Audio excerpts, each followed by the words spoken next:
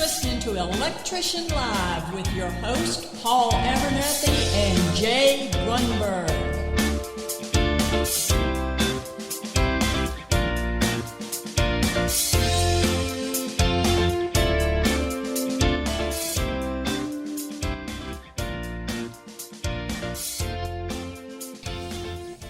What up, everybody? Welcome to another episode of Electrician Live.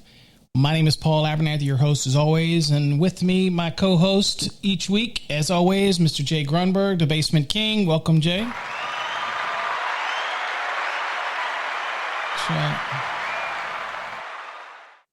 You ever noticed what is up, Mr. Paul? Have you ever noticed I never get any of the applause? It's always right before you. Well, you are first on the introduction. It's like, this is true. The Paul Show with his lame co-host. No, I'm just joking. That's because I control the buttons, okay? I control the buttons. Well, welcome to the show tonight, everybody. It's a glorious Thursday evening. And if you're new to the show, you never come here before, this is a show where Jay and I talk about all different types of topics. Some of them are sent to us by viewers. Some of them are generated by us. A lot of them are generated by Jay.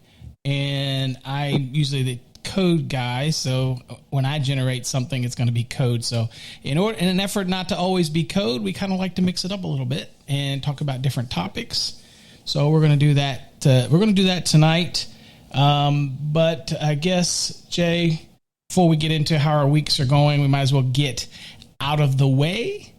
Our sponsor for this evening, as you see at the bottom of the screen, everybody, Electrician Pride.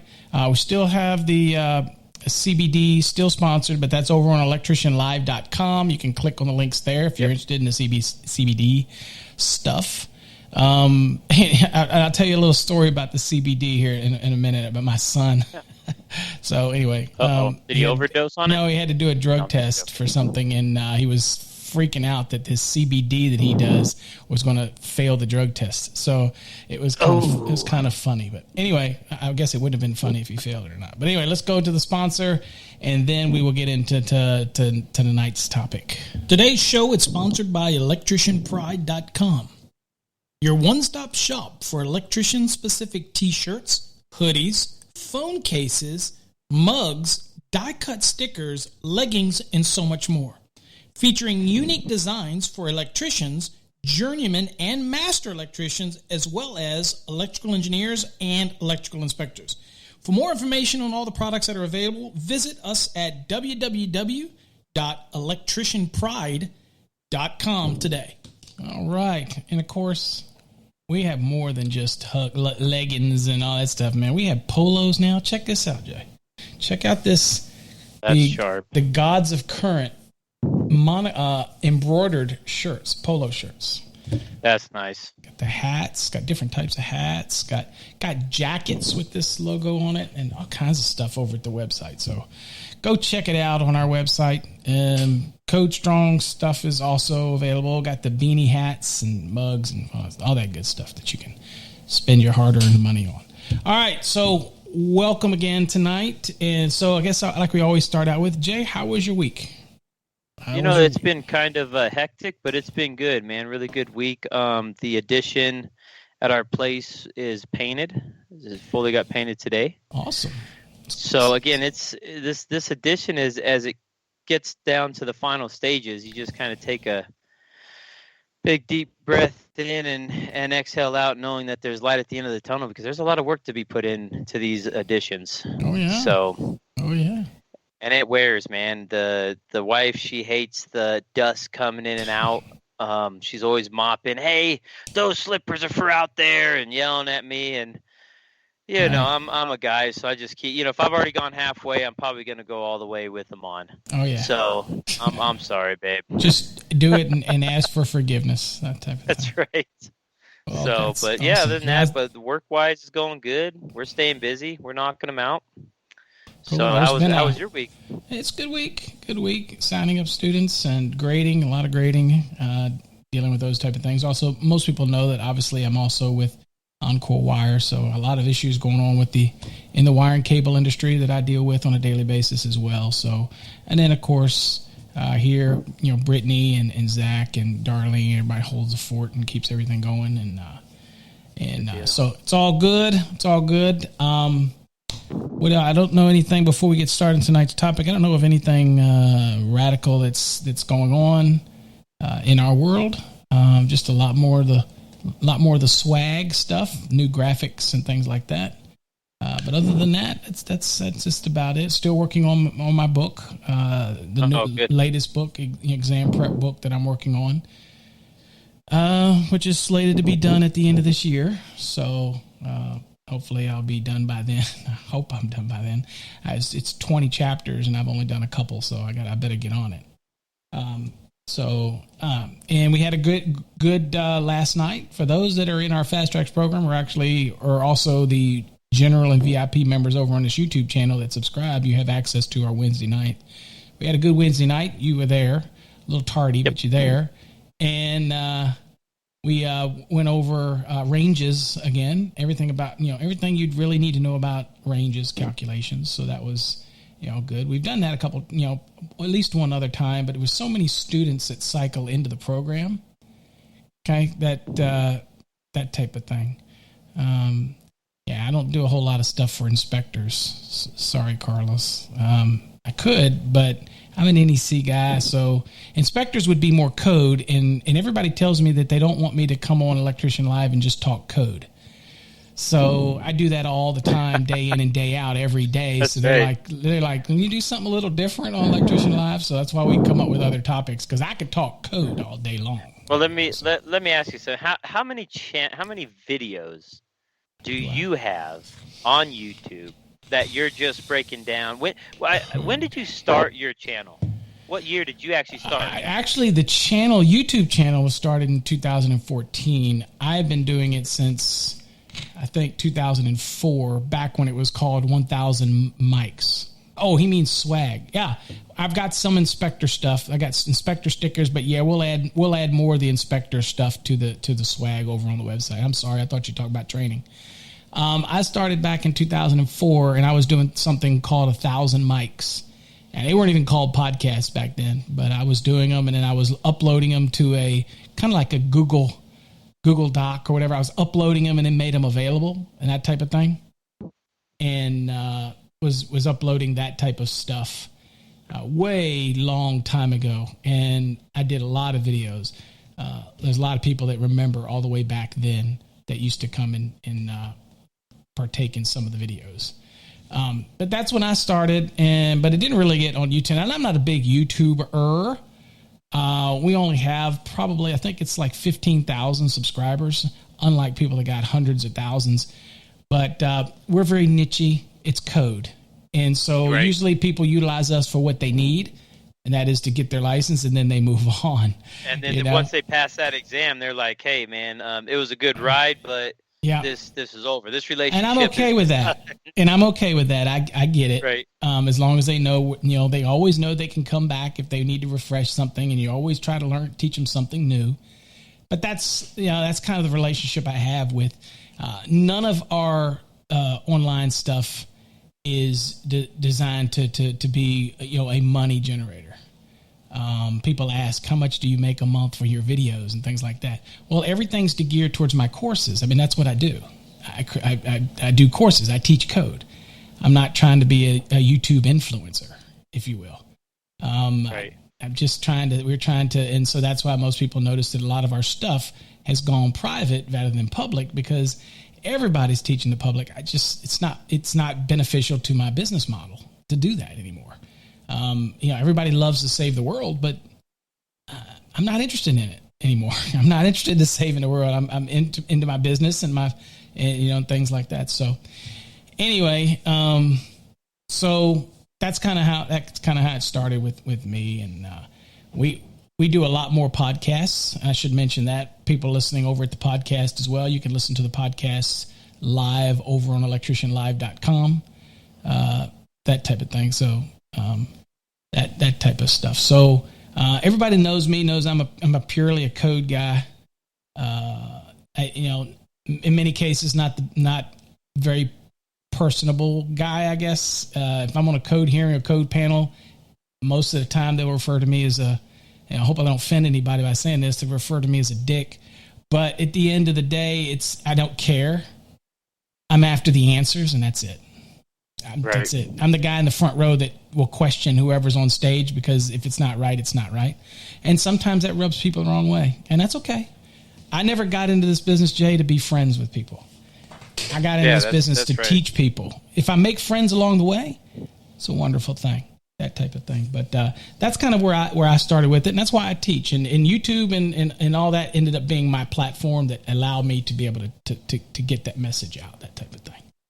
That's so awesome, man. I see a lot of guys that have come out in the last year or two, and when I was doing research on videos to invest in or programs to invest in, that's when I came across your channel, and you were actually doing the calculations on ranges back in 2016 or something. It was 4 or 5 years ago, and that's how I started watching your channel. And yeah, there's so much content over there that a person could probably watch a whole year's worth of content there. Yeah, we do a lot more podcasts than we do videos these days, because videos takes a lot more effort. And podcasts, when I just, people that know me know that those aren't anything that I upload. I'm going to tell you guys right there, it. Now, I've got my haters out there, and that's fine. But I can tell you right now, none of the stuff that I put out, whether you like it or not, is polished. In other words, when I turn the mic on, that is what you get. That's it, man. I don't edit it.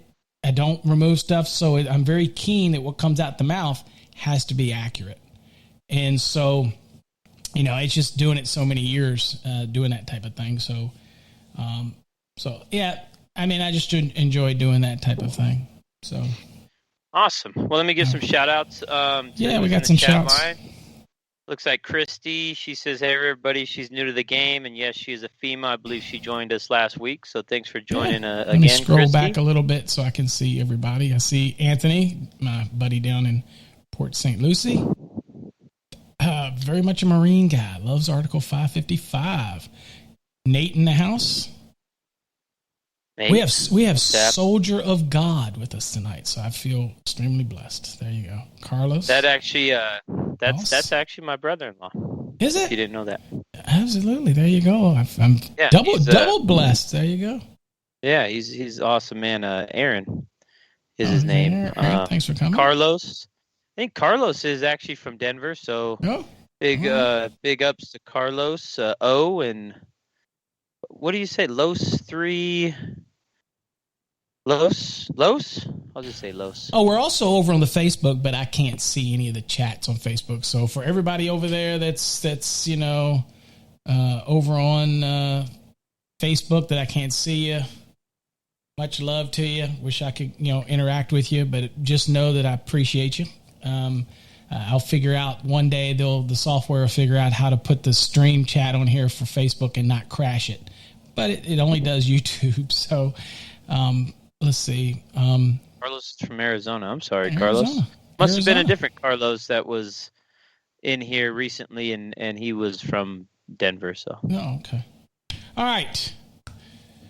Let's go into the topic tonight. So the topic tonight is talking about safety on the job site. Just having a conversation. We'll tell some stories about safety on a job site. Extremely important.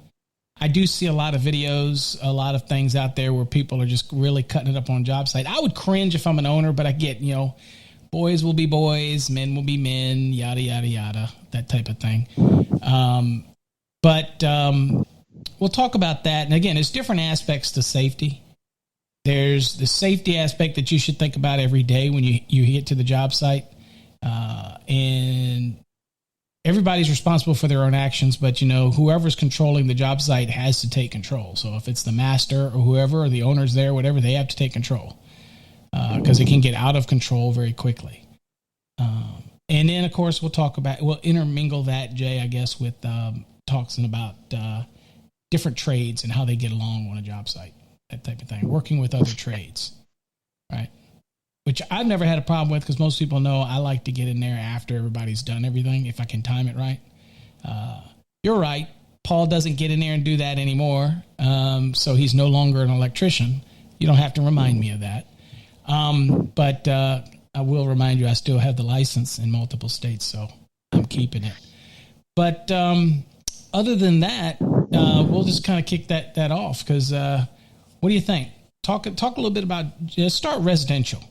What do you do, Jay? Your guys, how do you talk about safety with your guys and when it comes to job site safety? So once a week we have a box talk walk, or box talk about safety. It's a safety box talk we call it, and hold on.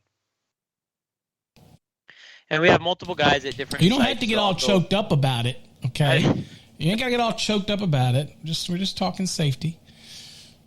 So you have a box talk, soapbox talk, right? Soapbox talk. We go over. Let's say one is maybe ladders, the proper way of going up and down a ladder and having your 3 points of contact, and how you're not supposed to go on the back side of the rungs, or maybe even the top rung or the second to top one. Again, stuff that we would think that is basic, we still have to emphasize and let these guys know, hey, if you're going to be on the top of a 4-foot ladder, maybe you should just go out to the van and grab a 6-foot ladder. Sure. If you're going to be on that top rung of that 4-foot ladder where you're not supposed to because of, support issues and just balance issues, I guess. And we see it all the time, right? Put all the weight at the top, I mean, it's if you lose your balance, it's, you're not supposed to be on the top rung. You're not supposed to be standing on the top. See it all the time. I can go right now and probably go to Instagram and you'll see tons of people acting a fool. And the only one, it makes you cringe because if those videos are out there and somebody does get hurt, and I used to spend quite a bit of time in the courtroom as an expert, I can tell you right now, and for other reasons as well, been in court quite a bit, and I can tell you that they're going to use that against you. And if I was the owner and you got hurt, okay, if I was an owner and you got hurt, I'm not gonna pick up any tabs. I'm gonna let you rot. I don't care how much. I'm gonna let you rot. If you can act like that on my job site and you get hurt, I'm gonna let you rot. I'm not gonna hold your hand through it. So if you carry yourself professional and do everything and follow policies, then I'm there for you. But I'm not. I don't care. Call me what you want. I am not going to do it if you're going to do that kind of thing. Okay, go ahead. So you do your box talk safety, talk all those things. We go over the whole weekly discussion. Sometimes if we're 2 weeks behind, we may catch up 2 and 1. And so then the guys sit down, they go over them, we read them out loud. A lot of times I let the guys interact. So they'll take one paragraph and then kind of rotate through. And then when we get done, we'll sign it. And we'll also talk about any other safety concerns on the job that they may have seen recently, or maybe what the job that they're at presents. A lot of times we're in basements or remodels. So we go over, open holes, maybe by the plumber that, again, in the basements, they're always drilling out concrete and kind of leaving that open until inspection happens. Well, we have to work around that open hole. So we want to be careful. And for those out there that say, hey, I'm just trying to get the job done, I'm trying to hurry, my response to that is, I'm paying you to go out to the van to grab another ladder. Yeah, I mean, you want to get it done, but I'm still paying you. I'm still paying you. And if you do get injured, you're probably, if you even get workman's comp, I think it comes out to like maybe 60%. You're not getting a full paycheck. Right. Is what is. So just be safe. Yeah, don't ask. And if you're not being safe, don't ask me as the owner to help you, other than what the workers' comp's going to be, that type of thing. And of course, and as an owner, you'll make different visits to the site, and you'll know which employees acting like this or that. I mean, it's not something just, they do it one and done. I mean, usually the culprits are always the culprit, right? So sure. You'll get a feel as the owner or whatever, you'll get a feel for it. But so just being safe. So in residential, we're roughing things in. So there's no, there's not really anything, live. I mean, this is all rough in. This is just pulling cables and trimming out boxes and stuff like that. So, on a residential project, we're just making sure that you're not leaving crap around that you could trip over. You're not doing things in a way that could create a hazard for the other trades, things like that. Oh, That's big it. time, big time. With residential too, you're drilling through wood studs for the most part. So Mm-hmm. make sure if anything is drilling neck level or higher, obviously we're supposed to wear safety glasses. Mm-hmm. Some guys fog them up, but make sure I emphasize the guys, if you're drilling at chest level or higher, just make sure you throw them on. Mm-hmm. There's nothing wrong with that. If you're drilling down low, I get it. I get that. Make sure you're using the proper tool for the proper job. You're using the proper bits with the proper drill. If it doesn't fit, maybe Yeah, that's ask one. somebody. That's one big thing. Don't try to use the wrong tool for the wrong job. Just because you know the tool, well, I'll just grab this tool and try to use it. If it's not the right tool for the job, don't use it. Don't use it, and you can tell it's not the right tool if you're trying to force it. If you're trying to, because the right tool, you don't have to force. Right. It usually does the job. So many for tools out there on the market now that it's a tool for everything. So don't force it. That type of thing. I think safety culture starts from the top, though. So Sure. The owner has to set the tone, okay, and has to set the tone. And Anthony's exercising one quick way that I'll boot him out of this room. Starts talking about other educators. We don't do that here, okay? Just a hint, Anthony. I'm just playing. But at the end of the day, talking about safety, being safety conscious and things like that. If you come as the owner to the job site and you wear your goggles and you protect good work site safety practices, then everybody's going to follow. You know what I'm saying? That type of thing. So, a big thing for us, even though that we're in residential, is I tell the guys, you have to wear pants. You have to wear a steel toe or a composite boot, and you have to wear a sleeve that goes roughly down to the elbow. So I mean, you just can't. And again, if you guys are out there and you guys are resi rats like us, and you wear shorts, that's awesome. And I used to wear it out in the field too. And so when you say that the leadership comes from the top, I would wear shorts out there, and I thought, okay, well, I'm above everybody. I got different color shirts. I drive a truck. I wear shorts. I'm okay, right? I'm the boss. And you could see other people actually when I'm on the job site, they kind of would cringe a little bit and say, hey, I when can we wear shorts? And I'd say, no, that's not part of the deal. So instead of trying to explain it every time and causing that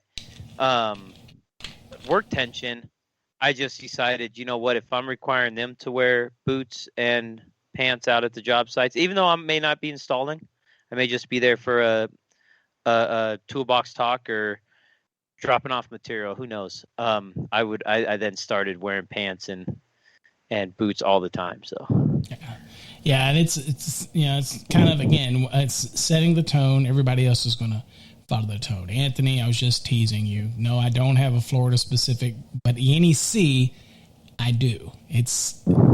The National Electrical Code is Florida specific. It's all over the country.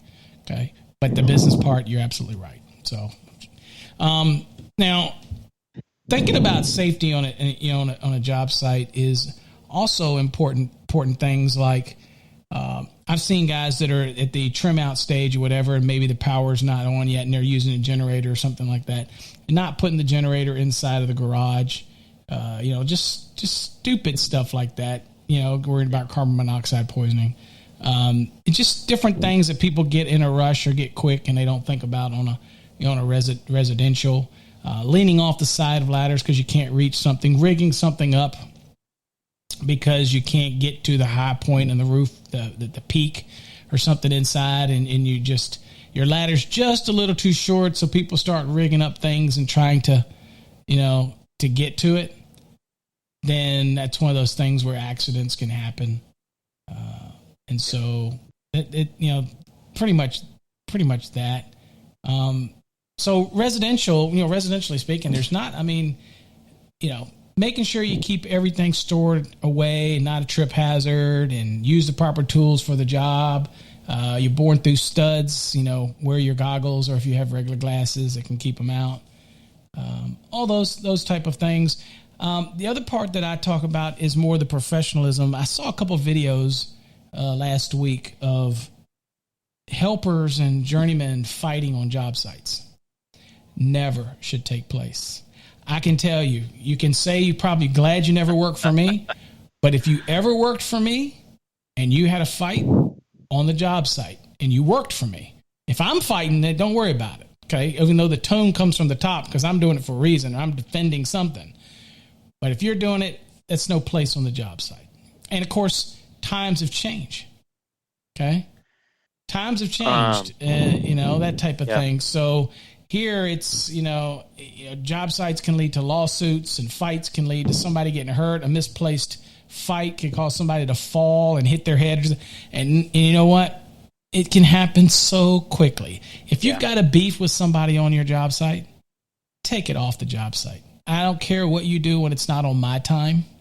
You go somewhere else. But it doesn't need to be on,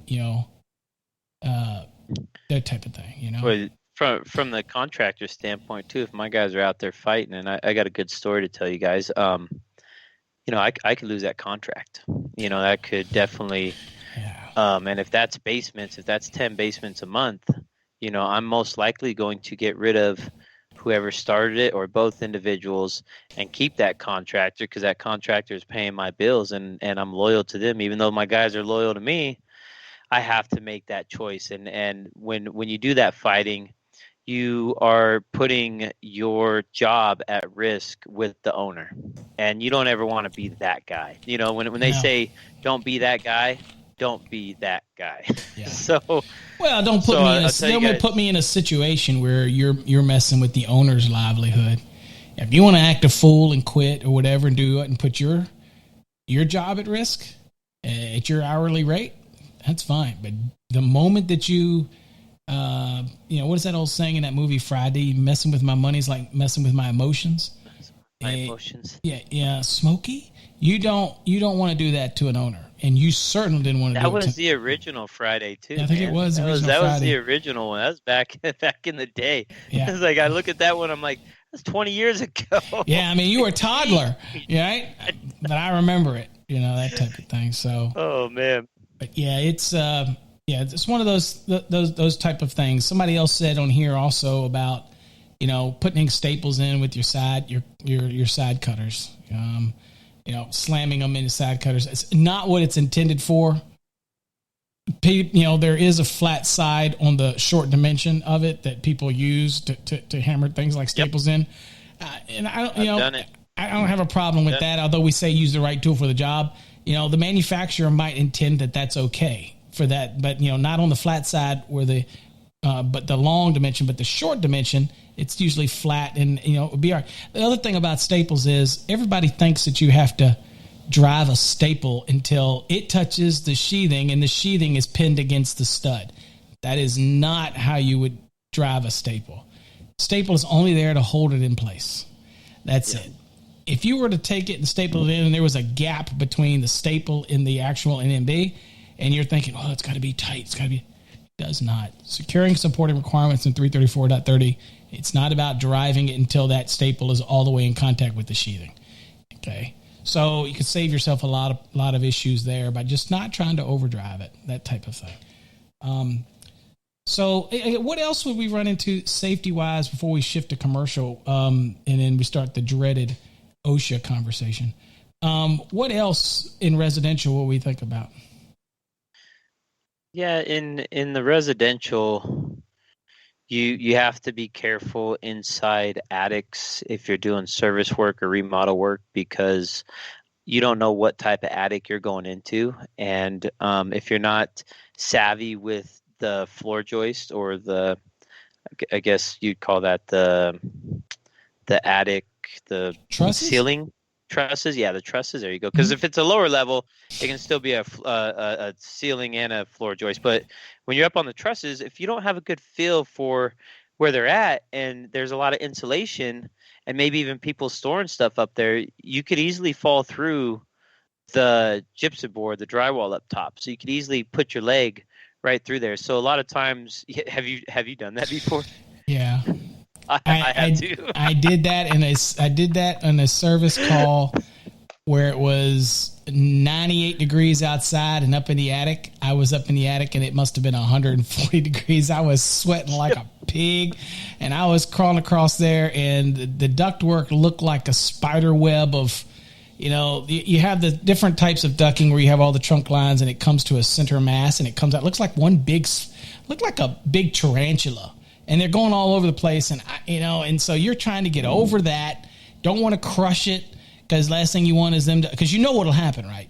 The last time I'm up there and somebody will go, well, the air conditioner didn't worth anything since the electrician was up there. Oh, he must have crushed one of the ducts, or he must have crushed one of the supplies or something like. It's always going to be the electrician's fault. It's just the way it always is. It worked before he messed with it. Then I'm like, what'd you call me here for? It didn't work. But anyway, I was doing that, and I was doing my best to try to. It was a bunch of trunks that were going, not trunks. The different supplies that were overlapping, and I was stepping over one of them, and the foot just missed the bottom of the truss, and I didn't go all the way. The foot didn't go all the way through the ceiling, but it went through enough that it cracked the gypsum down to the bottom, down like that, so you could see where my foot, and I was like, oh, it's crap. Easy enough fix. Gypsum is what it is. It could have been worse. I could have fell through it. But I can tell you what, that in many years as I'd been up in the attics and doing that, that's the only time that happened. But I can tell you after that happened, I was very aware of it, and then I'll always catch myself saying it to somebody else. Be careful in the attic. Be careful in the attic, because I've been there. But it can happen. And sometimes those attic holes aren't that wide to even get in. But what we'll do is if the scuttle hole, if we can find a piece of ply that can go in at an angle up into the attic, and you can use it, and it can spread between the trusses, you can almost use that as a guide. Again, you're going to have to move it and figure that out. There's little nifty ways.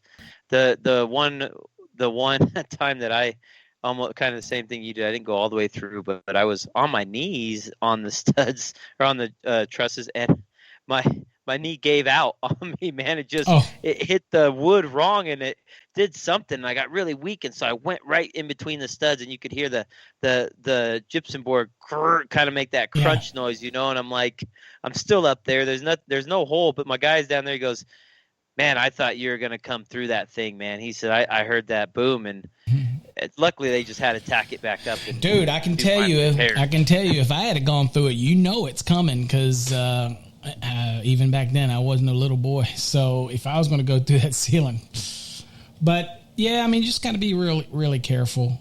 Those type of things, no sweat. You can fix the sheetrock. That can be fixed. I hate sheetrocking, by the way, but that's something that you can easily fix. In my case, it was just enough cracked it that I could push it back up, mud it, tape it, and luckily for me, it wasn't a textured or orange peel like we have out here in Texas. This was in Virginia, and luckily for me, it's an easy fix, right? Because I hate painting, right, and I hate sheetrocking, that type of thing. That's right. Boy, I tell you what, our chatters tonight are totally zoned out from the chat. They're still talking about Friday and the crap from that movie. That's right, man. Quoting stuff from the movie, man.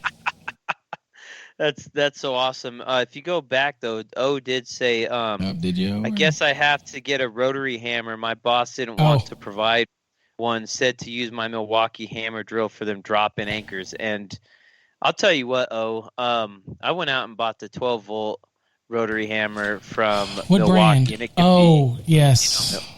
Let me see. Sorry, hold on. Here, right there. Okay.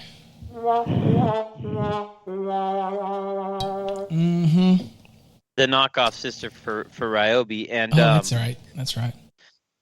And that little 12 volt, it ran me $120, $120, but I'll tell you what, it beats any of my 18 volt hammer drill drivers. It beats the DeWalt 20 volt hammer drill driver. It's designed for those. So if you can get your hands on that 12 volt, and what's really nice is it's lightweight. So if you're doing tubing or pipe above your head, you can, hold it with one hand, strap it. And you're not carrying that big old, the 120 plug-in rotary hammer that's going smack you in the face. This one's nice and neat, and I invested in that for panel upgrades and those drop-in anchors, and it works really good. Cool. Absolutely. All right, so other than that, residential, let's talk a little bit about commercial safety on site.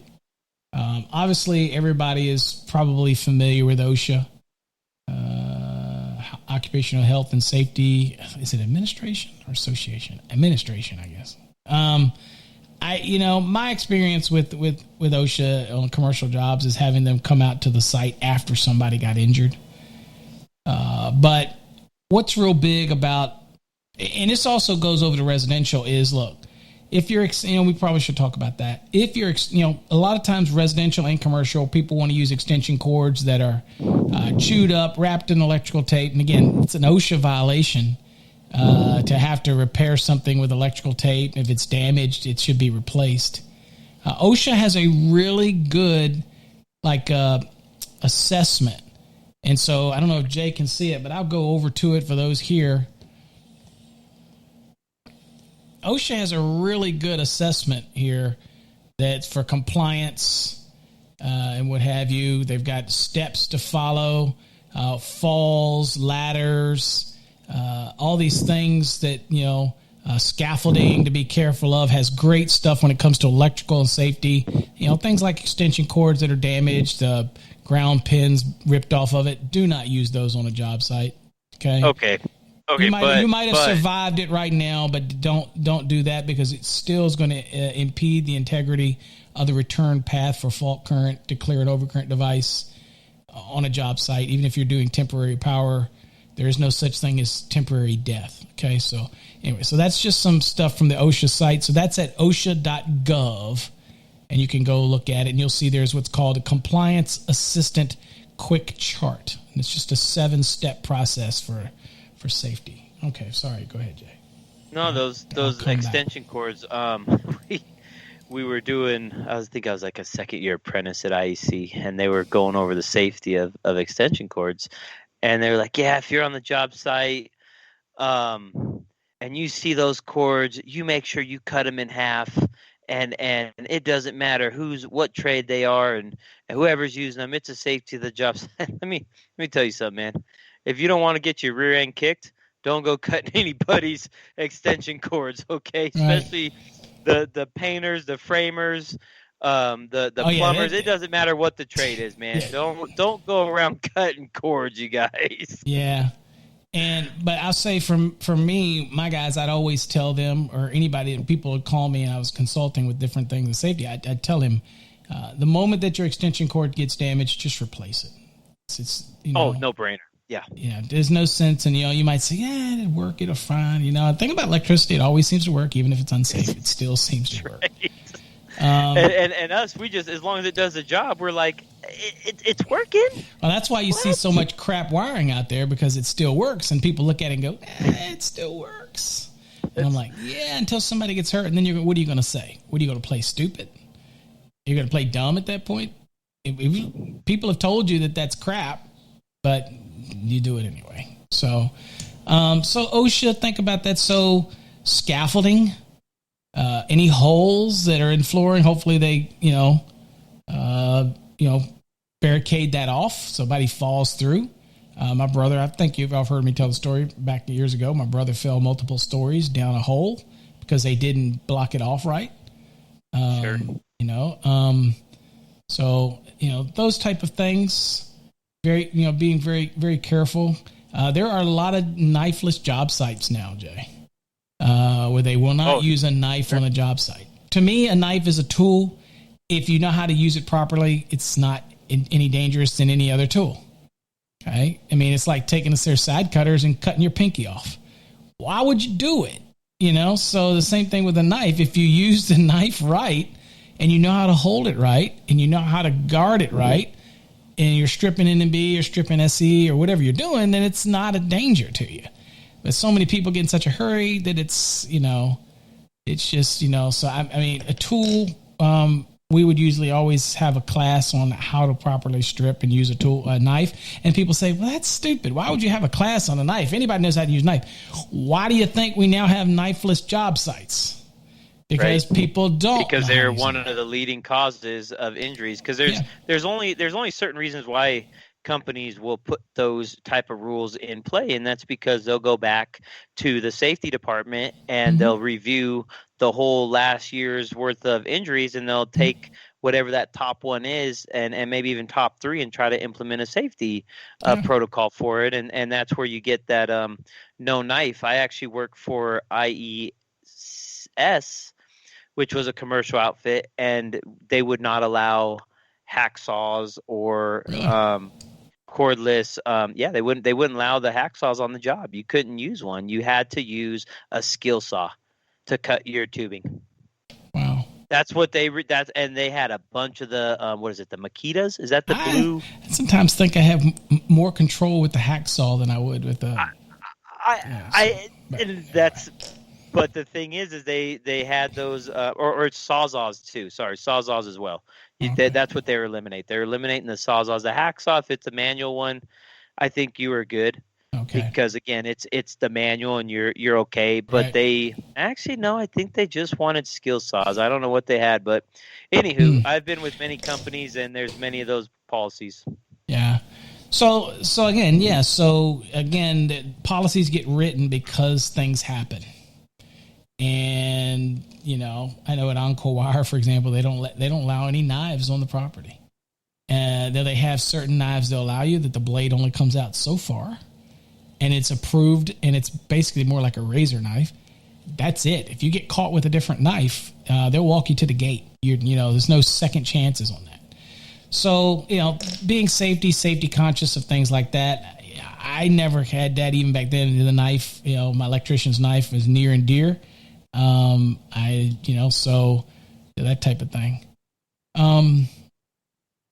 What else? Safety. Again, scaffolding, ladders. I get a lot of people ask me this. I did a video doing a review of a ladder, like it's a gorilla ladder. And I had a lot of people, it gets a lot of hits. It gets a lot of people watch that video, not electricians, just watch. And I have, sometimes you get smart Alex that'll say something like that. No righteous electrician would ever use a metal ladder. Oh, I was going to say something nasty. Yeah, I was going to say it. I was going to say something, but I don't have my beep. Dude, you're not always working on thing live, and the first thing to understand about a live work orders is you de-energize it and you put it in a safe position, and then you work on it. You're not working on it live. So, if you're going to go working on the point of attachment and it's not cut off, and I don't know what you'll be doing up there, but if you're that guy that does that, then maybe you don't want to use a metal ladder. Anywhere else, get over it. It's perfectly fine. Fiberglass are great. But I have those little giants or whatnot work fine. But the worst fall that I ever had on a job was from one of those little giants. Because when it goes up, the rungs are thinner. And I stepped off of it. And I think I might have told you this. I stepped off of it and fell off the back of it. One, because I was young and it was in a hurry and I was doing, slow down. And had nobody preaching safety as much because I was the owner. But in this case, it was luckily for me when I fell off of it that I fell against the sheetrock back wall about halfway down. So I did black out when I hit the ground hard. I think it was up probably about, it was one of those long extensions, A-frame. And I was probably up about 8 feet. So it was a pretty good fall. By the time I came through, a few minutes later, one of my helpers was there and he's like, "You all right, boss?" And I'm like, "Yeah, I'm fine." Bobby, big old Bobby, about 300 some pound Bobby. And I was like, "Bobby," and then joking later, I was like, "Why didn't you catch me?" But, that being careful in ladders, being very deliberate when you go up a ladder and when you come off a ladder. Being very other things. So when would you work on live? Okay, you are going to run into that. Obviously, working on live stuff. If you're going to do service calls, you're not going to shut it all down. You'll be working in the panel.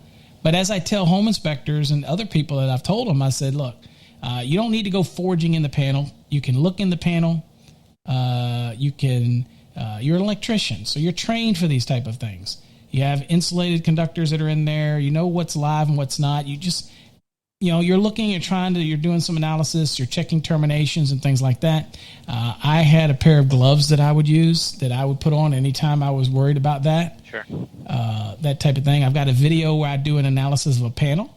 That panel's hot, but I use a non-conductive probe, and I'm, looking around in there a little bit. But just be careful. Okay. I'm not going to get on that soapbox about, some people, that's all they do. They preach it.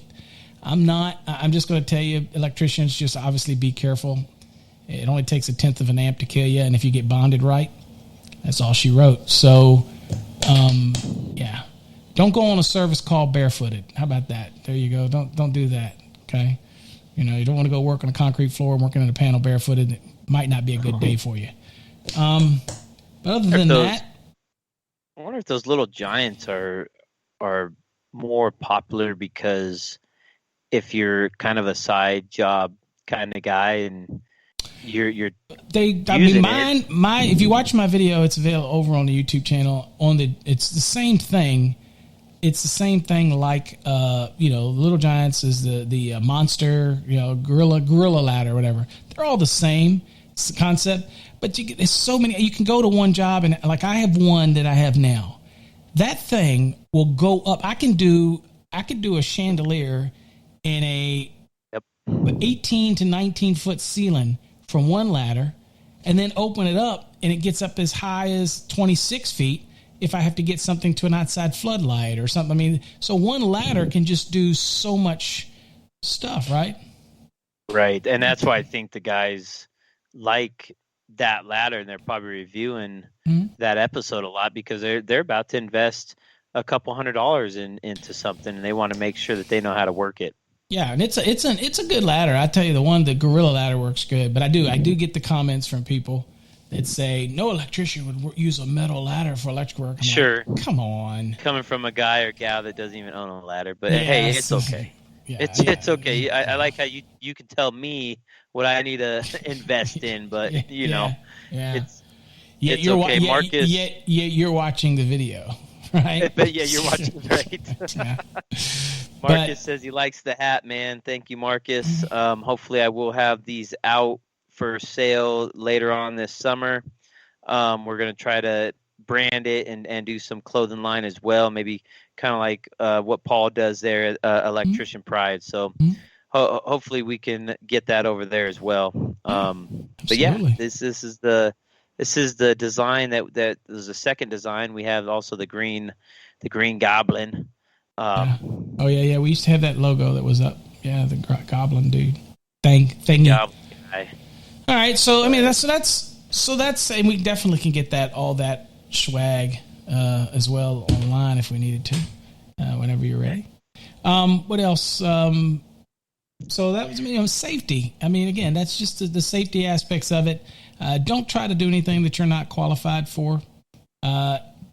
Ask somebody for assistance if necessary. Don't try to be a one-man show. Don't try to be a superhero. Those type of things. So yeah, one thing about commercial too, I came up into the commercial world is your work area. A lot of times we worked off of the carts. You'd go to the material box, you'd grab your cart if it wasn't already in your work area that from the day before, and you'd work off your cart, and you'd put your tools on there, maybe some of the company tools, the bigger stuff.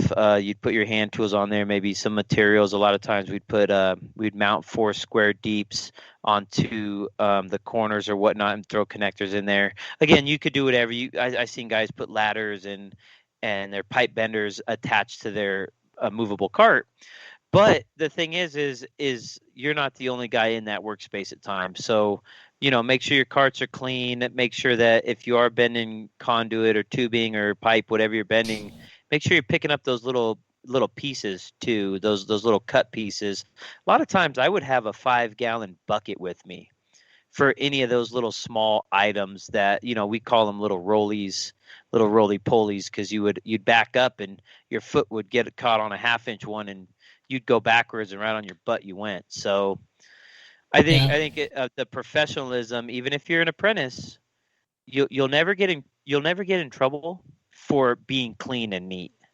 Right. That's all it is. And as long as the company's paying you to do it, just make sure you're nice and clean, Sure. man. That's all. Yeah. So another comment that was made about intoxication on the job site, I can tell you right now, not going to work on my job sites. If I even smell that you've been drinking and you come to my job site, you take your ass home. Yeah. You're not going to work on I don't care what you do after you get off. I don't care what you do on the weekend. Your butt comes to my job site. Now, if I'm not there because I'm the owner, Jay's maybe doing something else. But can you imagine what would happen if Jay got a call from one of his customers and says, Jay, I hate to do this. I don't want to be a busybody, but one of your guys, I can smell him. He smells like alcohol. He's loud and obnoxious. And I don't want to be that guy, Jay, but it is my site. My owners could come in. Somebody, how does Jay handle that? I can tell you how Paul handles that.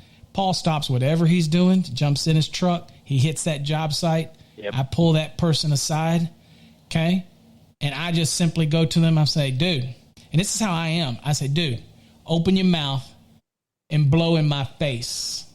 And he goes, in my face. And I smell alcohol on him. I'm like, get your crap and get out. Look, it'd be tough working for me. I'm not going to lie. Okay. I was tough to work for, but I would teach you along the way. And I expected as much back from you as I gave, that type of thing. So anyway, I didn't have a tolerance for that crap. I don't. To me, it just drags the profession down. So I don't have any tolerance for that crap. Yeah, and Circuit even says, Circuit Plus, he says a big issue for us isn't drinking, it's the weed. And same thing like you just mentioned, man. What you do I don't care if it's work. Yeah, if it's your Colorado and it's legal in Colorado, it don't matter. It's still not legal on my job site. Exactly, and don't bring it on there. All my guys know, even guys that may partake after. Again, I've dabbled into worse stuff, and I get it, and I'm blessed to be where I'm at now. Mm-hmm. And so I get it's legal, it's recreational, have fun, man. But for that 8 to 10 hours that you're on my job site, you'll be sober, you'll be clean-minded, you'll be professional, and you have a lot on your shoulders even as an apprentice. And if you're just that guy that shows up and you go from job to job, I'll notice that probably even before I hire you, because I'll have some questions for you, and we've gone through that. And it sucks because us as contractors or construction workers, we get a bad rep, right? We're the guys that didn't make it to college. We're the guys that didn't. Well, some of us. I'm sorry. Right. The stereotypical type is we are the crap, but the crap is getting the stuff done, and you can still be professional. So again, I don't know what you're laughing at, but O says O says that he wants to give his foreman weeds. Needs to chill him out. Bring him a little party bag or whatever you guys call it. Say, hey man, try some of this. Yeah. I mean, again, I tell people all the time, you can do whatever you want with your company. I'm not here to tell you. I give consulting to people about companies and owners, how to deal with their company and how to do soft skills and how to, those type of things. But I'm also not a candy coating kind of guy. I give it to you blunt. I tell you how it is. And there's a reason why you get nice looking shirts, okay, with the monograms. There's a reason why you have T-shirts with your name, your company on it. There's a reason why you come to a job site looking a certain way. There's a reason why you don't fight on a job site. The reason why you don't cuss all over the job site, although I hear that all the time. It's just why? Is that something that's just got to come out of your mouth every 10 seconds on a job site? Is that necessary? You do what you want. We're just talking about from our perspective. You can call us a ninny and whatever. It's fine. Dude, I've been called worse and don't care. But the reality is that wouldn't happen on a job site with me. That type of thing. Now, CBD has been proven that's legal. It's not affecting your how you work. No, it doesn't affect your driving either. Doesn't affect your driving. It's, those type of things. So Paul Blunt, yeah. Paul said, somebody would have had to have said that, right? I mean, because back you said the Friday reference, and that's what they do. So I think we got a bunch of guys that walked it. Movies. With commercial too is you get these guys that, again, you're around a bunch of other trades. They may be cursing, you may be cursing. In commercial sites, I think it's the normal. It must be. It must be. It didn't seem to be around the sites that I was on, but yeah, Dusty. Yeah, Dustin over Electrician U. He likes to drop the F-bombs, and he has a massive following, so everybody loves the F-bomb. I get it. Hey, look, we're not talking about on a job site you being an angel. That's not what we're talking about. All right? We're talking about some of the stuff where it's every other word out of somebody's mouth on a job site is F this, F that, F this, that. To the point where other trades, and this is where we talk about other trades that might look at it funny. You always have a potential for owners to be around. Okay? They're paying the bill, right? I just don't want to risk it. I'll do all the cussing when I leave. I just don't need to do it on the job site. But it is normal for our trade to be a bit foul-mouthed. And again, I'm not trying to say that I'm holier than thou to say that, because I drop my own share. Sure. Point is, there's a time and a place for everything. And there's a volume level on it too, guys. I mean, you don't need to let everybody in the block. Right. You know what I mean? You don't need to let everybody in the entire job site know that you just dropped it. Beep, beep. You know what I'm saying? But to each his own. Don't want to, if you feel like that's what you got to do, go for it. It's just not something that I would do. I know that has nothing to do with safety, but anything like that. But you can also get written up and get kicked off job sites and things like that with and actually you can cause fights. I've seen people get in big matches, cursing matches with each other. One of my project manager and one of my crew leads, who was an apprentice before he became a crew lead with us, he showed up. Okay, so the project manager showed up right on time. It was 7:00. He was there around 6:50. The crew lead at the time showed up right on time, and there's this apprentice, Andrew, who didn't show up. He was 10 minutes late. Well, it's snowing. These guys are hauling in all the tools. This apprentice shows up with a coffee in his hand. And he's like, hey, 10, 15 minutes late with a coffee. And he's like, hey, I'm here. And my project manager just lost it. He frickin' blew it. He said, you'd have been here on time if you didn't stop and get that coffee and blah, blah, blah. And I'm loading stuff in and you need to be here. And he had a valid point. But at the end of the day, they got into that basement. They got into a little bit of a shoving match. And we, luckily enough, we did not lose that contract and it didn't escalate into actual physical blows. But it was a point where it could have escalated that far and it could have jeopardized our contract. So I have a belief in my trade as a hierarchy. An apprentice should not be arguing with a journeyman, and a journeyman should not be arguing with a master. They can have a difference of opinion, they can have a disagreement, but it should not be a full-fledged yelling match argument. It's just me, right? Yep. There's for sure. Thank you, Soldier of God, for the $5 donation. Yes, thank you. We appreciate it. We love donations. Yeah, absolutely appreciate it. But yeah, there's definitely that, and now what's crazy is you talk to that crew lead, and you bring up that incident, and he'll be like, yeah, man, I was such an idiot that day. They get embarrassed. Oh, he because now he's a crew lead, and when his apprentice is even 5 minutes late, he's losing it. You know what I mean? And that wasn't, and he was 15 minutes late on that one. So I think once they move up in those roles and you give them those responsibilities, they look back and go, you know what? There was a time where I was a jackass, or I just wasn't. I wasn't doing what I was supposed to do, but you know what? He stuck through it. He has his license now, and he's one of my best crew leads. So they work sometimes through it. Stuff happens. Yep, so. They work through it. And again, there's a lot of times we say there's no mistakes, there's just lessons, and we learn them. And just hope that if it was a lesson that can qualify as a mistake. It wasn't a costly mistake. That way we can chalk it up as just a lesson. We're learning. And, a mistake can be overcome if it's not too bad. But I tell you, if you don't follow safety practices, you don't keep things organized on a job site, you don't look for, be aware of the hazards that face you, things like that, sometimes you don't get a second chance and that type of thing. So just be careful out there when it comes to that type of thing in safety. As far as getting along with other trades, I know we kind of ran out of time on tonight's topic, but talking about working with other trades, I never had a problem working with other trades.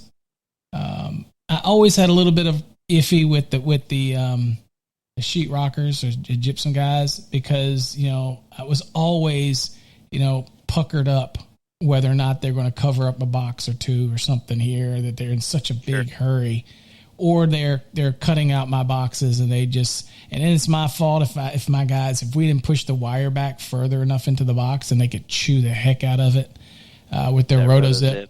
Or something to that, to that nature.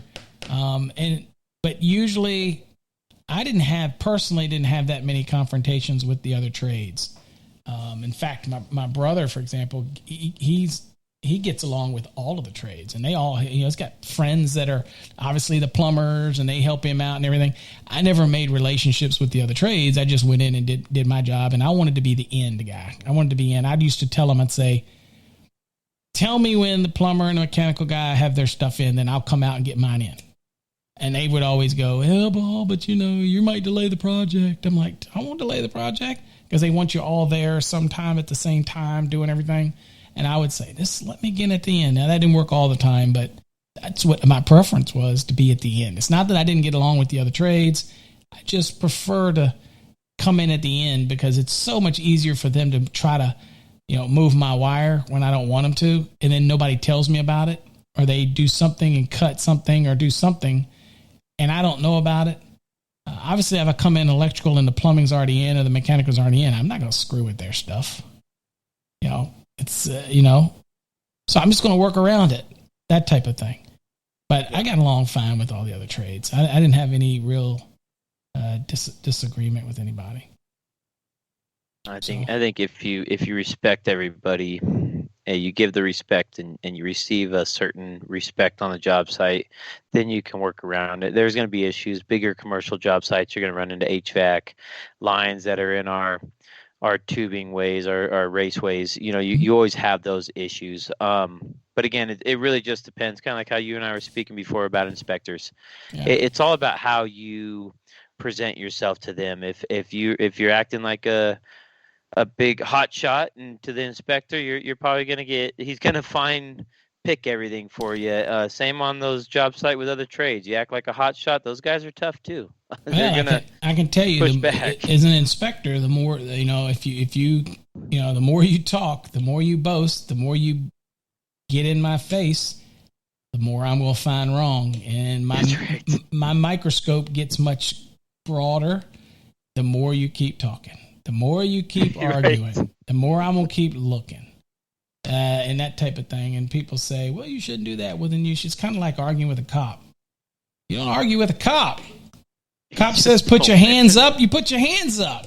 So same, So, I'm just not going to. Why? Why should I do that? Why should I listen to you? It has something to do with the badge and the gun. I'm just going to say, whatever. I just not. I don't understand any of it. But at the end of the day, arguing with the inspector over it's not gonna do you any good at all. Okay. Yeah. I had an inspection today. The one I called you, I was talking to you before, and we had a meter release and a rough-in inspection, and we passed the meter release, although we still have to send the grounding electrode to the cold water. They bonded to a spigot and not the actual water going out. So he said, listen, I get it. You got your 2 ground rods. I know you'll get this in. I'll check it at final. And I said, of course. And then we had the rough, and believe it or not, we failed on the homeowner ran a 2-gang low voltage box with a Smurf tube going into the box. Well, he didn't have a ENT? proper 3/4 connector. Yeah, the ENT. And he didn't have the proper ENT connector. He just put tape around the end and shoved it in the box. Yeah. And the inspector's like, "You need a connector on those." And I'm like, "Yeah, I don't think we did that." It doesn't matter. There are certain things that the inspectors look for, and that was one of them. And if you're going to fail me on that, I did pretty good on a kid's remodel. So I can fix that. Don't worry about it. Is that all you're worried about? Depot. Because you know that it ain't got nothing to do with what you just did, right? So you're like, is that it? You know? But there's other applications where they want connectors on certain things like that, and it's just there for physical damage. It's not designed to be connected to the box. So there are some cases where I would have sleeved something and then pulled it away from the box and then used a built-in clamp that's in the box. And then he would have said, "What about that ENT?" I'm like, "That's just there to protect it." Even though ENT can't protect something from physical damage, I could just choose to use it even if it was in the walls and it didn't need to be there. So there's conversations you can have with an electrical inspector. But in being that I was one and oversaw them, they're not looking for a fight. But if you go with a fighting attitude, you know, and like O says, and y'all probably heard me say this a million times, you can't fail something if you can't find a reference for it. If you want to fail it just because you want to fail it, then we're going to have a conversation. Sure. If you want something and you can support it and you give me a code reference and I did it wrong, you're not going to get an argument from me. I will fix it. Right? But you have to tell me what the code you have to tell me what is wrong, not just because you don't like something. You have a personal feeling about something. I don't care about your personal feeling. Okay? I don't. What I need you to do is, see, Circuit, you've said that a couple of times tonight, also with the other one. None of that is true. I know, you're totally kidding, but you said it twice. First of all, you said about educators. You didn't think I saw that, did you? And now you're talking about inspectors. I hear that a lot. So some of the greatest, best inspectors that I've ever seen were awesome electricians. It's just we get to a certain age, or we want to, today the inspection is a profession, right? People go into it wanting to be an inspector straight out of school. They go in and they want to be, that's what they want to do. And there's a lot of avenues for training for inspectors now. They have to take the tests and all this stuff and they can become CBOs, certified building officials, and it's a career path. And I know some very sharp. Susan Newman-Sears, who's over usually on our Facebook, she's been an inspector for years. I would imagine she'd be an amazing electrician, but has made a career doing inspections and does amazing at it. Super sharp young lady. That's an awesome young lady. Beautiful woman. And she does a great job.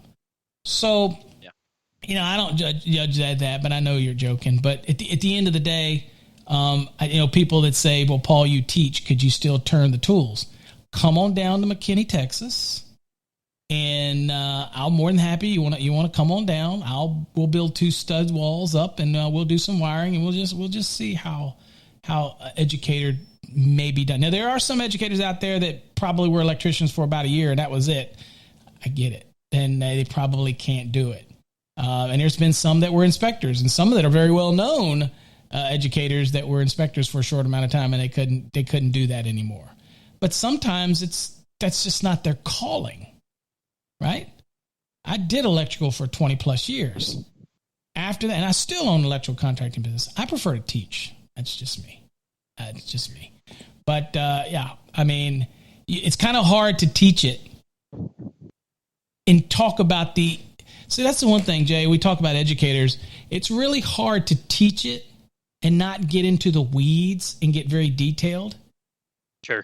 If you haven't done it. So that's what I call surface code.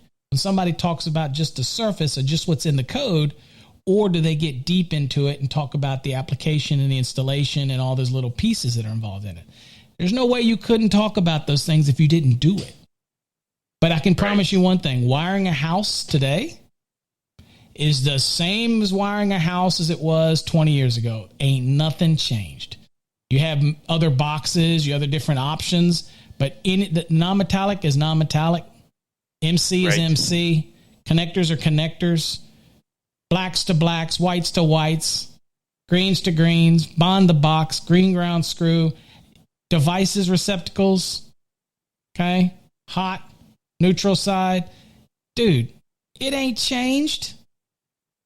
You know, just because you don't have a 60-some-year-old man holding up trade size 4 rigid conduit 24 hours a day, every day, doesn't make them a man, doesn't make them an electrician. Just makes them somebody who needs to find something else to do because they're getting old and they need to find something else to do because can't people be holding trade size 4 above their head all day? You know what I'm saying?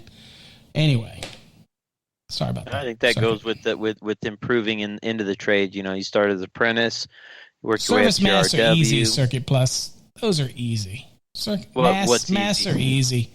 Service mass, easy. Oh yeah, Easy. Whether it's through the roof penetration on the side or at the eave, that's the easiest thing to do, go from the meter and go up. I find CT systems and big meter sets the easiest thing to do because you buy the equipment, it's already there. You just install the equipment, and so it's not complicated. But people want to overcomplicate it because it makes it sound really good. This is what I do, and I'm better than somebody because I do big 4,000 amp switchgear. The hard part is the laying out the raceways underground. The hard part is the making sure that you get the layout right. Once you get really good at the layout, making sure that your raceways are going to come up in the right location, then it's a matter of just pulling your wires and make sure you follow all the other rules. And then the terminations are there. There's no brain surgery when it comes to switchgear. You know what I'm saying? I mean, a lot of people think, oh, God, 6,000 amp switchgear. Dude, 1,200 amp switchgear, 6,000 amp switchgear, it's all switchgear. Most of it's internal componentry. All you're taking is your wire to the lugs. That's it, right? That's it. Once you get it, and big equipment like that, you're going to have the manufacturer come in and do testing, and they're going to test the equipment. They're going to put it through diagnostic. Okay, if it needs GFP, they're going to come in and do that testing because you got to document it. Electricians typically aren't the ones that are going to do that. Okay, I'm going to pay that kind of money for a piece of switchgear. Guess what, Jay? If I'm paying the amount of money for a 6,000 amp switchgear from Eaton or Schneider, who do you think's ass is going to be on that site when it's time to charge that system up and do the documentation? Oh, those guys. They're going to be there. Yeah. Okay, One of their representatives for sure. Yeah, you want my money? You're going to be there. I'm not doing that. Okay, so I think it's a lot of times it's very repetitive what we do, but again, a lot of guys now. I have saw one guy was going all over Instagram. He was going because he was showing all the conduit that he bends, and he was posting something saying, "I'm a real electrician because I bend conduit," and it just made me, the way he bends it, and I was like, I really wanted to go. I wanted to go. Yeah, well, here's my license. I'm a real electrician too, but you know what? I don't have a problem using pre-bent 90s and pre-bent 45s if I had to. I don't have a problem with it. Because guess what? My check cash is the same as yours, so it, Right. But it's a skill, it's an art, it looks good, and it should be proud but of it. it's an art that's kind of fading away. People don't want to bend the tubing. We don't even have guys out there that want to teach. We don't have the leaders right now that want to teach these other guys. There's a real separation from when I was in the trade and what we would call the old heads or the old guys, the guys who've been doing it 20, 30 years. Yeah. And unfortunately a lot of those guys, they don't feel like they have to give back. And sure.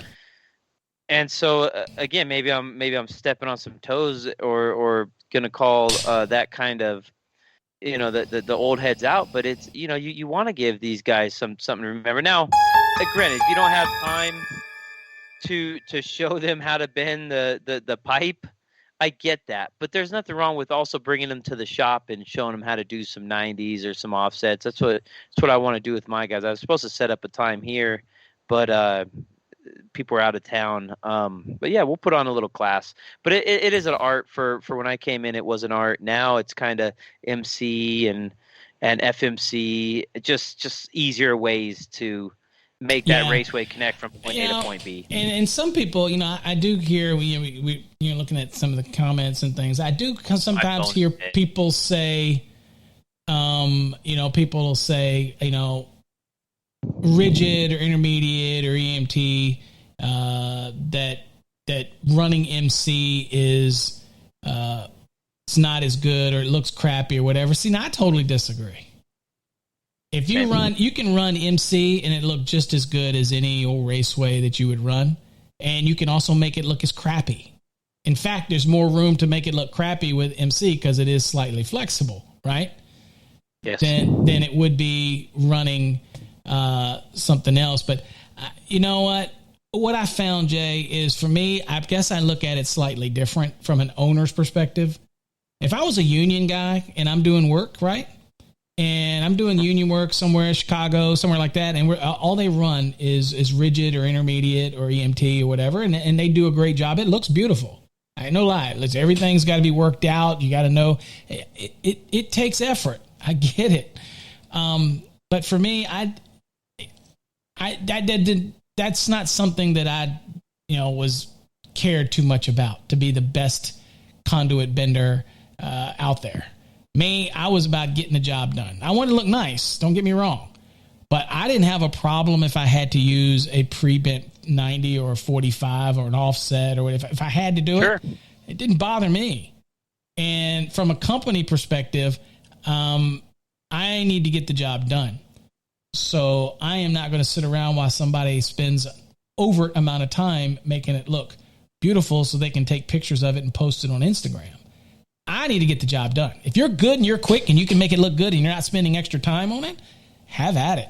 But it's not me. I don't place that personally as craftsmanship. Just because you can run conduit well and you're really good at it and you can do the different step bends and I don't look at that as craftsmanship. I look the whole picture as craftsmanship. Being able to do an installation using all the available options, because everything that's listed, doesn't matter the type of wiring method in Chapter 3, if it's okay for that job and you can use it, that you do it right, you do it efficient, you wire it up, you don't have issues, you don't have things you have to keep correcting because they're wrong. Yeah. How you carry yourself on a job site, how professional you are, all of that to me is the workmanship. Yep. And the funny thing about it is the National Electrical Code talks about workmanship, but very few people ever fail because somebody says that you didn't do it in a workmanlike manner.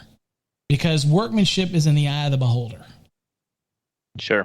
It's what looks great to you might look sucky to somebody else. But it gets the job done. It is compliant. But so I mean, no offense. I mean, I don't think of workmanship in a sense that just because somebody can run some conduit, right? Right. It's totally more than that. Guy does a switch gear. You don't even see the raceways coming in underneath if it's an underneath, it's a lateral or something coming in. But you see everything going out of it. And these are raceways, rigid, intermediate, EMT, what have you, coming up and out of it, whether it's being supported on trapeze or whatnot from point A to point B. You want to make it look nice, obviously. Yeah. Yeah, I think there's an art to it in its own sense. You want to make it look good, but also you're not spending all day on it and trying to. So I know some people do formulas and they try to do the square root of something or however they do it. They really get technical. You know what, man? I go up there, I measure, and I'm putting it to work. And if it doesn't work the first time, I take it down, I do my adjustments, and I go right back up there.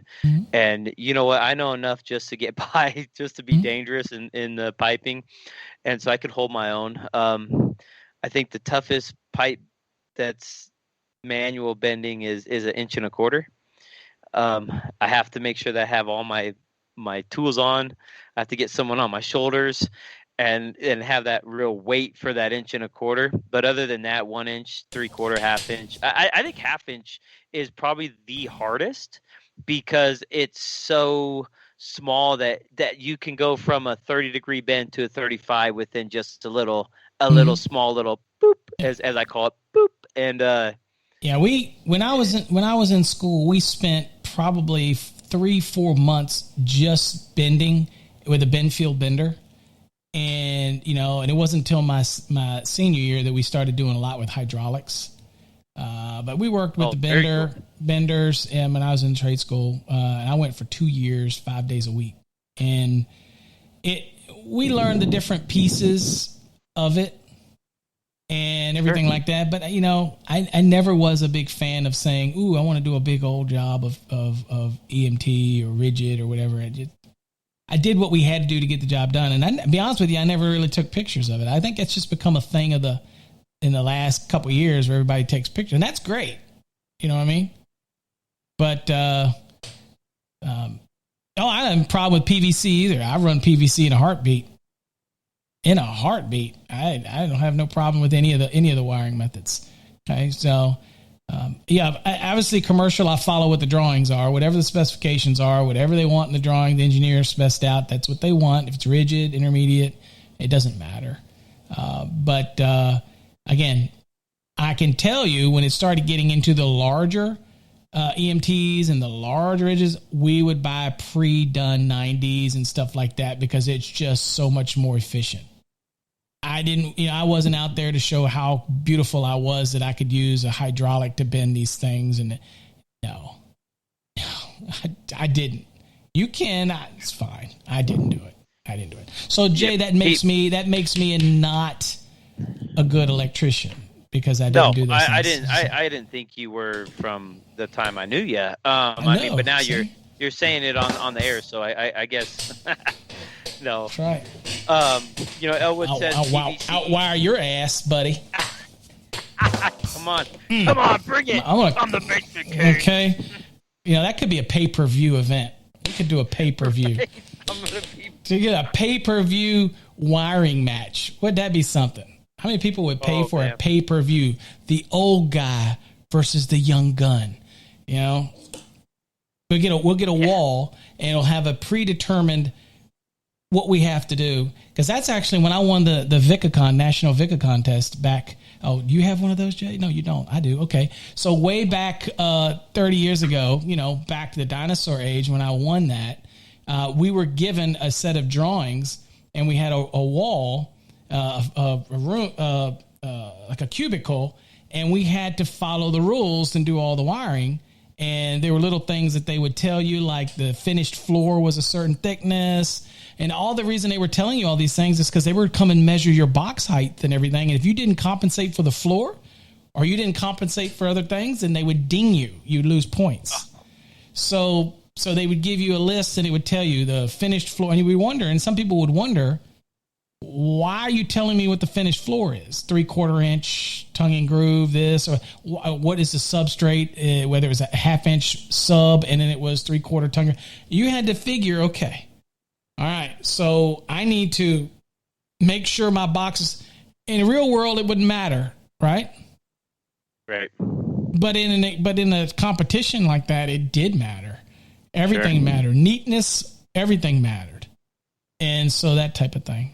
So pretty neat. It's changed a lot. They do a lot more. They do a lot more bending, and those guys would bend circles around me. Some of the stuff that those guys do on those competitions now, you can only imagine. They still have a lot to learn when it comes to real electrical aspects of things. But as far as bending and things like that, man, they got that stuff down, buddy. I've seen some of the guys bend, but they don't make you any more of an electrician than anybody else. We all are the keepers of the light, I like to say, right? The gods of current. The gods of current. That's yes, right. Bring it. The gods of current.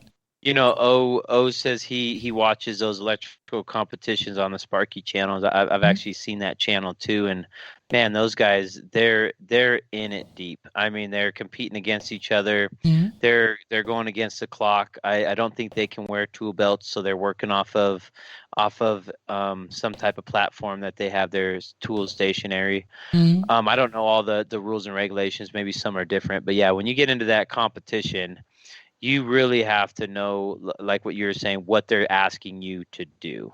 Yeah. And what measurements you're going for. And that's probably why you ended up on top, was because you understood and you did your research on that, and you came out successfully in your tournaments. I've never done we were a all kids, right? We were all, this is back when I was, 17 and 18. This was competing while I was my program was in high school. Okay. Oh, okay. So I was a 2-year program. So I was there every day for 2 full years for that part of it. And, to be honest with you, when I went to compete, I was already mentally like, because I had my brother was big into the electrical, and he was previous ahead of me at the school. So he was at a certain, ranking in the school's history, because we both had the same instructor. And, and I was at the top of the school's history. And so I had something to prove. But I was taking night courses in NEC when the kids were playing. Okay. I wouldn't change it if I went back. But, I didn't. It's not like I had all these girls anyway, wasn't that popular with the ladies, So I played golf, okay, in high school and all that kind of stuff, I did play football. They called me Piggins, play on John Riggins. They called me Paul Piggins because I was a fat little running back. But at the end of the day, I think that the reason is that I was so heavy into it that when we went into the competition, I had already been wiring stuff in the field. I had already been doing stuff, so I was already into it. And they just didn't. They were young, and they didn't care as much. Now, they're probably great now. They're probably doing wonders. I don't know. I don't even stay in touch with anybody that I went to school with back then. They all thought I was a little different because of my drive for electrical. They were like, Paul, relax. It's just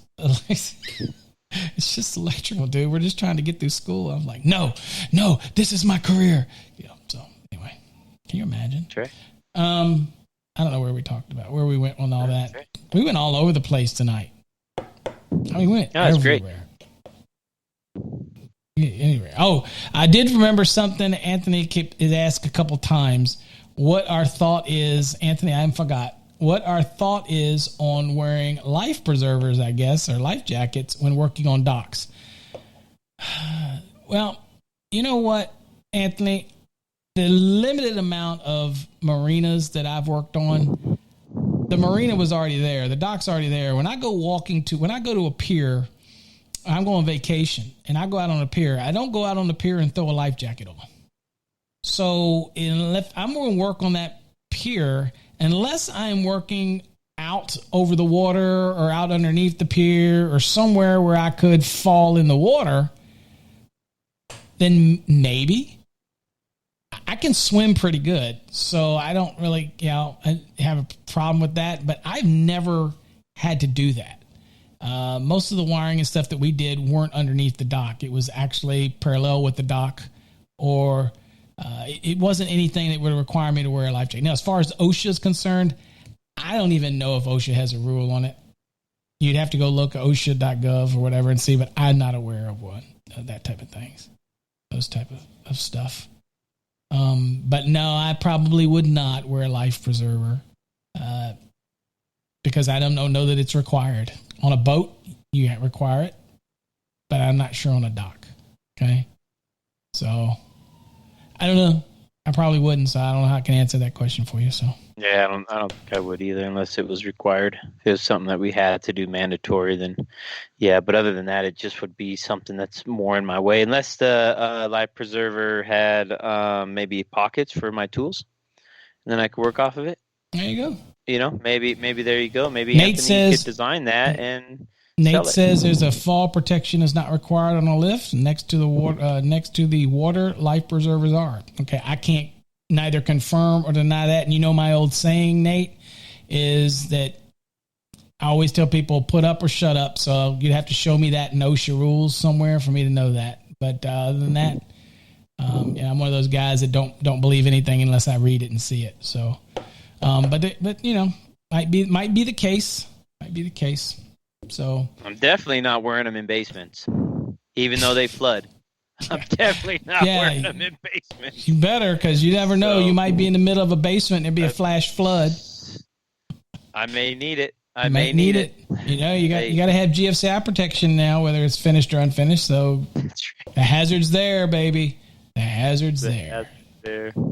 Well, guys, I think that's going to be it for tonight. We went to about 9:30. Again, great show on just talking about general safety. Just kind of talked about general safety. Went to a bunch of different places. Jumped up on soapboxes every now and then. Talked about working with other trades. I don't have any problem. There's not a whole lot to talk about. I don't know if you had any incident with the other trades, but I have always gotten along with the other trades. I just usually want to wait until they're done before I come in. I'm like, it's done. And then let me in. Or I'm in the first one in, and I hate being first, right? But sometimes it happens, right? Scheduling and all this kind of stuff, scheduling and whatnot. It's just, I will tell you that anytime I'm the first one in, Jay, I do not wait until it's sheetrocked for me to come back. I will confess. Not that I don't trust them, but anytime that I was the first one in, I would always call the, whoever hired me, the contractor or whatever, general GC, and I would say something like, I just call the phone after a week or two. I say, hey, man, if you're sheetrockers, you're not sheetrocking yet, are you? When you planning to sheetrock? Oh, we're sheetrocking next week. The plumbers are just finished and mechanical. I would make a trip back to the job site. I'm sorry. I was always paranoid like that, and I would walk it quickly to see if the plumbers and the mechanical guys moved anything of ours or moved a stud, anything that's going to cause me later. If I was the first one in, I always had to go make another visit. I couldn't help it. I just couldn't help it. If I'm the last one out, then I'm I'm okay. Okay. So the thing about being first in too is you end up running your cables in certain areas and people are taking off your staples. So by the time when you go back, just like I did today on that rough inspection, I go back and I could see where the SCR for the range was stapled previously. Well, someone went in behind us and undid the staples. Luckily I had one next to me where I could, put it back on, but that's the thing about being one of the first ones as an electrician is you have a lot of pieces and parts, and if you're the first one in, then they have to work around your stuff. It's a lot easier for us to work around theirs when theirs is already in. They need to take up a whole bay, maybe they need to take up a whole stud area. Let's be truthful. Ours is more flexible than theirs. Let's be fair. Whether they're dealing with hard duct or whatever they're doing, and ours is a little more accommodating. Sure. But it can be devastating if they need to move it to get out of the way because they're not going to pick up the phone and call you, right? And my brother had a relationship with plumbers or mechanical guys that would pick up the phone and call him and say, hey, Todd, I got to do this, I got to do that, or, and let him know. But for me, I had a good relationship with them, but I know they wouldn't pick up the phone and tell me, hey, Paul, I just moved one of your cables because I needed to go down there with a duct or something like that. They wouldn't do that. So if I'm going to be in there first, I'm always going to do a follow-up to see once I think before they sheetrock. And if I'm the last one in there, then I don't have to worry about it. I just wait until it's time to come in. They call me to do the trim out, that type of thing. Sure. So, you have to be. I just was paranoid like that, So, well, that's going to be it for tonight, I guess, Jay, unless you have something else you want to share with everybody. I don't know of anything else to talk about tonight on this episode. Okay. So it looks like we got some suggestions for some future shows. Maybe we will get into a knife one. Caleb, I got a neat knife. I don't know where it is right now. Probably do a knife and maybe just I know you might even show off some of your firearms. I don't know. I have only a few. If we wanted to do something like that, I want to see my guns. I don't think if people want to see my arsenal. Make like a fun show about it, or even tools. Yeah, that would be a good one. And then Anthony said something about GFP. That's more probably up your alley. So yeah, but Anthony is eat up with the marina stuff, buddy. Anthony, you're eat up with marina stuff. Okay, he just does all kinds of marina stuff. Because I'm sure the GFP, other than the dealing with the applications for 3-phase and when you have to have GFP and all that stuff, he's probably more talking about for marina applications in Article 555 and stuff like that. Which we got to have a show on that, and maybe we get Anthony on the show for that because he likes to does a lot with that the marina stuff. In fact, I think we talked this week, that type of thing. Cool. Pay-per-view. A wiring. You know what? Jay needs a vacation. Maybe it's easier. Jay comes down to Texas. Jay, if you come down to Texas, drag your tools. I'll make sure that we have 2 walls set up with 2x4 walls set up and boxes and everything. And we'll video it live, and we'll have 2 cameras set on it, and we'll have a timer, and we'll go head to head. That'd be pay-per-view. Why? Let me tell you something there, Paul. You don't want any smoke with me, buddy. Okay, because I'm you know what? I'm gonna dust you. I'm gonna dust you, brother. I don't know, man. I don't know. You know how they say. Saying, you might want to. You might want to purchase an extra Ryobi or 2 if they start failing on you, because I'm coming with those whole hogs, and there's no mercy with those things, man. You don't know what Paul's got in his arsenal. You don't know what I got, what I bring to the table. Maybe I'm just stumping Ryobi, but you don't know what's actually out in the box. But you're really going to be using Milwaukee. I know it. I get a right angle. That's my right angle. My right angle extension Milwaukee. It goes right back to the corded one. Always old school, back to the cord, not going to the cordless. Anyway. So. Oh, that's right. You're going to have all those extension cords, tripping hazard. I'm going to be, tripping on your cords and only one that's going to be a hazard is you, because you're going to be, choking on my dust, buddy. That's it. Oh, bring it. Yeah, that's all. On. Okay. All right, everybody. Appreciate all of you. Till next time. Again, remember, go to electricianlive.com, and Jay's going to cut my cord. Probably would.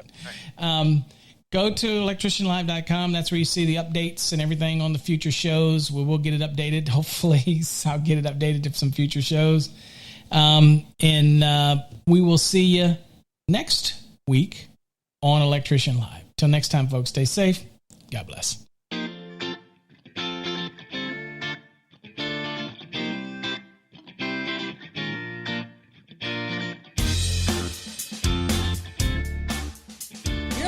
To Electrician Live with your host, Paul Abernathy and Jay Grunberg.